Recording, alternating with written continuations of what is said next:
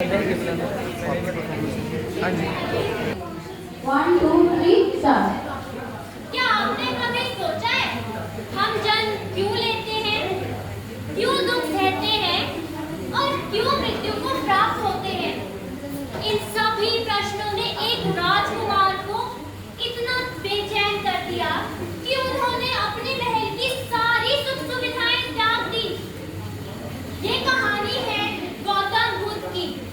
आज से 2500 साल पहले जिन्होंने अपने महल की खुशियां, माता पिता, पत्नी सबको त्याग कर सत्य की तलाश में निकल पड़े।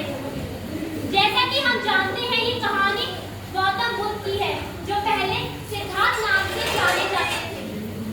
ये कहानी जीवन और मृत्यु के सत्य को दर्शाती है।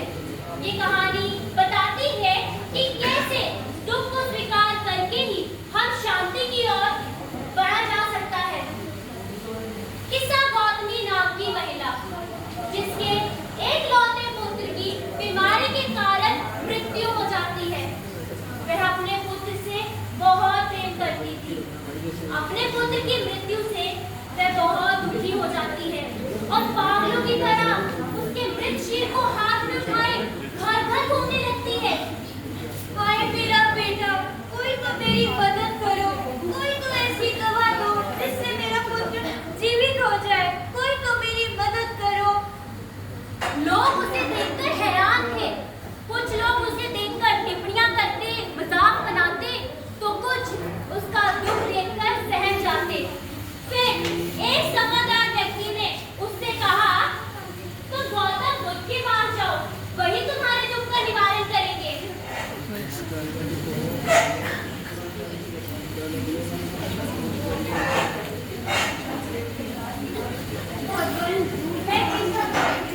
मेरा एक लौता पुत्र बिगड़ चुका है, कृपया करके इसे जीवित कर दीजिए। कोई ऐसी दवा दीजिए जिससे मेरा पुत्र जीवित हो जाए। मैं जानता हूँ कि गौतमी को केवल सहानुभूति से संतुष्टि नहीं मिलेगी। इसे जीवन के सबसे बड़े सत्य को स्वयं ही पहचानना होगा। ठीक है गौतमी, मैं तुम्हारे पुत्र को अवश्य जीवित करूंगा, परंतु तुम्हें मेरे लिए एक कार्य करना होगा। कैसा कार्य? तुम्हें मेरे लिए एक मुट्ठी सरसों के दाने किसी भी घर से लाने होंगे। सरसों के दाने वो तो मैं किसी भी घर से लेकर आ सकती हूँ, परंतु याद रहे गौतमी, उस सरसों के दाने की एक मुट्ठी ऐसे घर से हो जहाँ पहले किसी की भी मृत्यु ना हुई हो। ठीक है, मैं मुझसे ये कार्य करूंगी।